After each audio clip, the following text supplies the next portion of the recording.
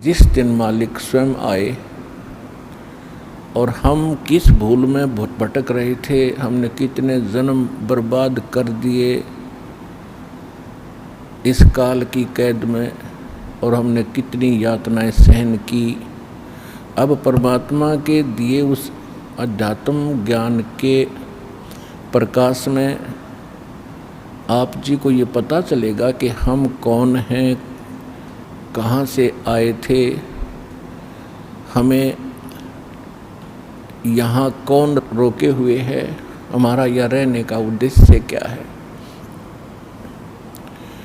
तो ये जानकारी स्वयं परमात्मा ही बताते हैं।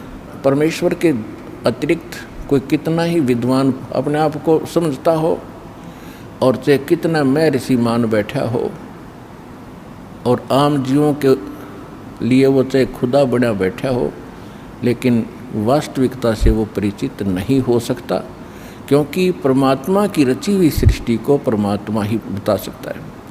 बाकी तो ये वैज्ञानिक भी अटकलबाजी लगा रहे हैं, परमात्मा के दिए हुए मटेरियल पर, पदार्थों पर अनुसंधान करके अपनी सोच अनुसार ये जो भी निष्कर्ष निकाल रहे हैं, तो ये इनकी अपनी बुद्धि के स्तर की बातें हैं, लेकिन परमात्मा से ये काफ़ी दूर हैं।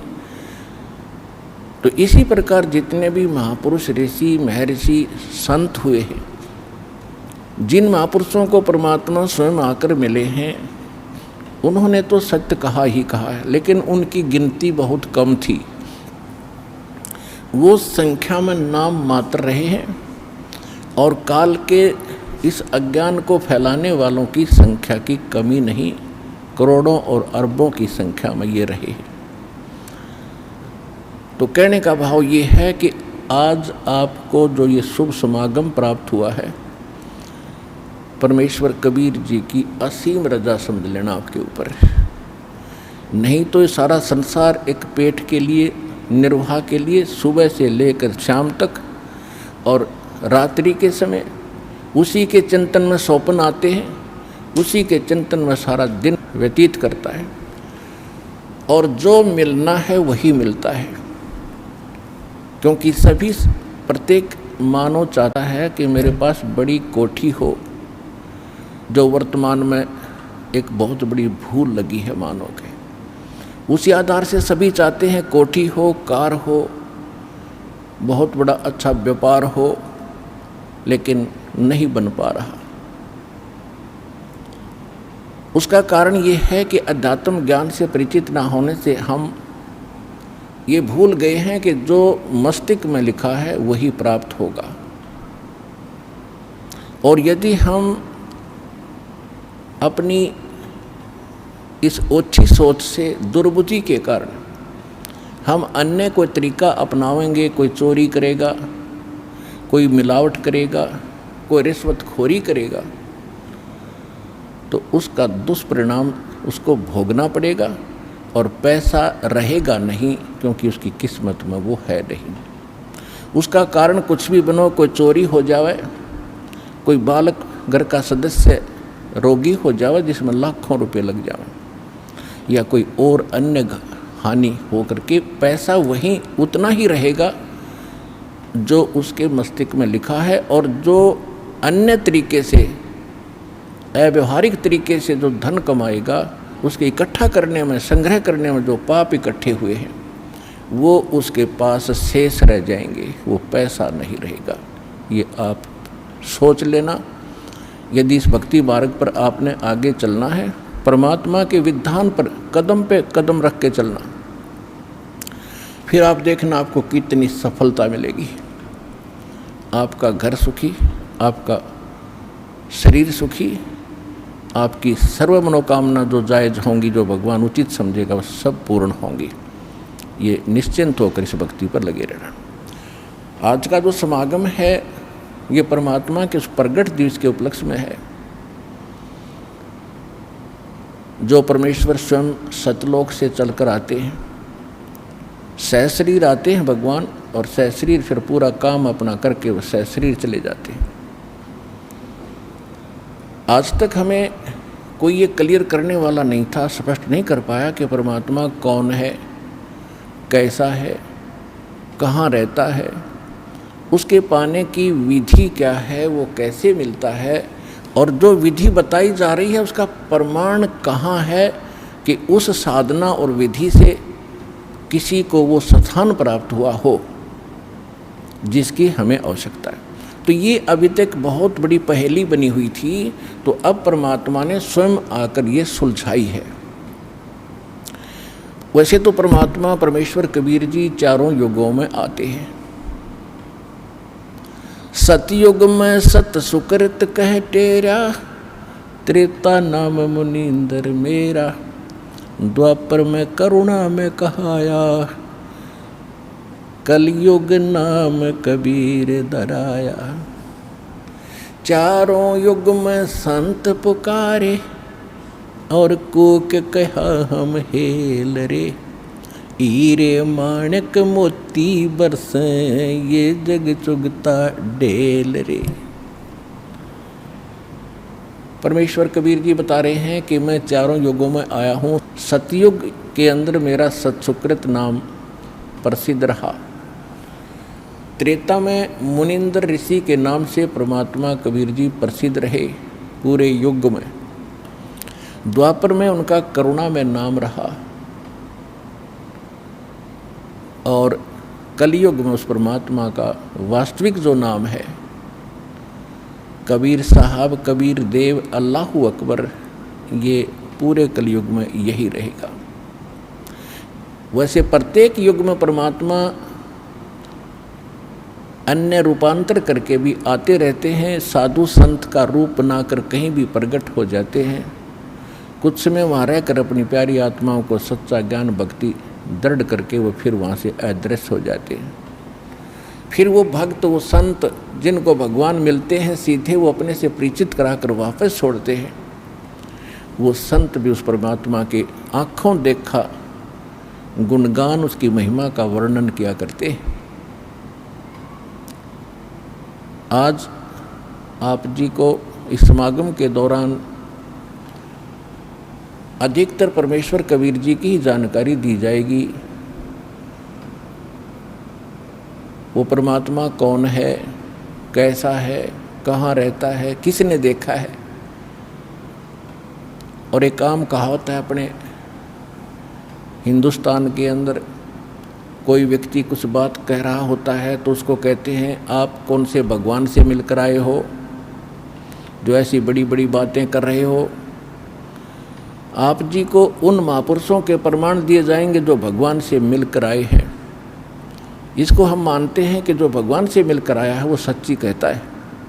तो जो परमात्मा से मिलकर आए हैं उन महापुरुषों के भी साथ में एविडेंस, उनकी विटनेस आपके सामने दी जाएगी कि इन महापुरुषों ने परमात्मा को देखा और वो भगवान से मिलकर आए, और परमात्मा ने जो उनको मोक्ष मार्ग बताया उन्होंने कौन सी साधना की जिससे उनका मोक्ष हुआ।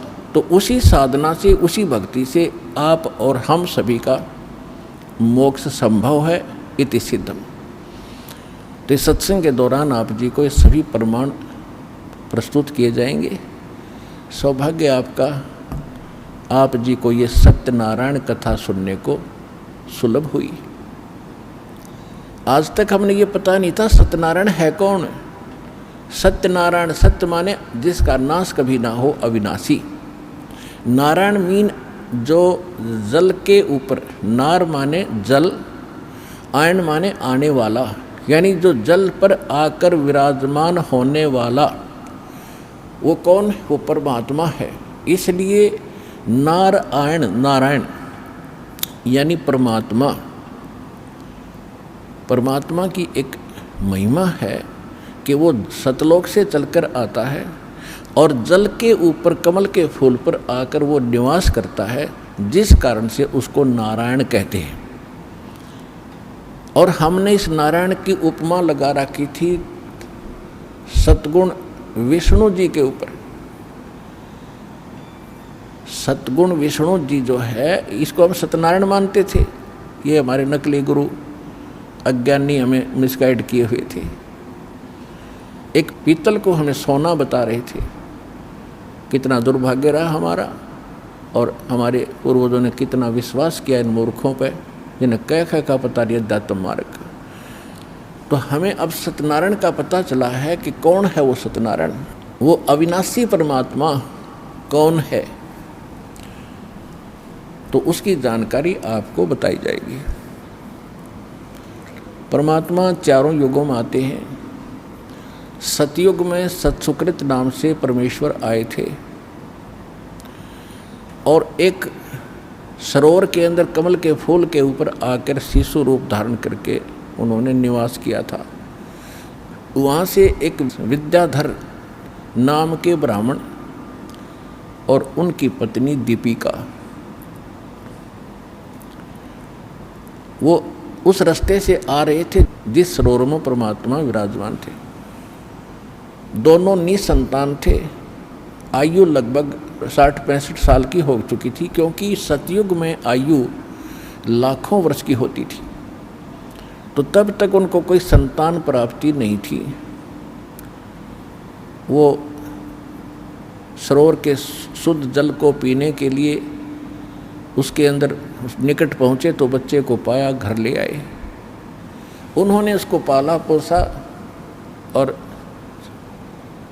5 वर्ष के आयु से ही परमात्मा अपने जिस उद्देश्य को लेकर आते हैं उस ज्ञान का प्रचार प्रारंभ कर देते हैं।